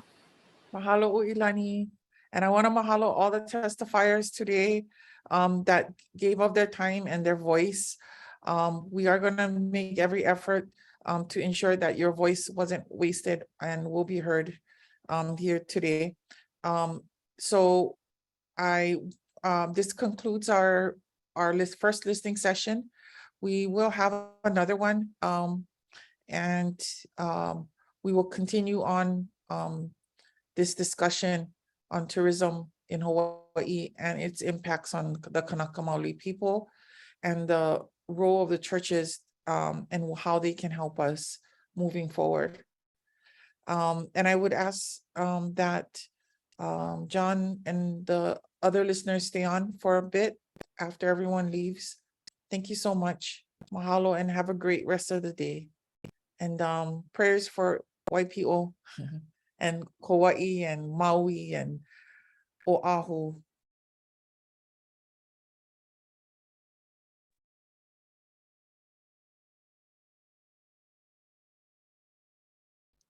Okay.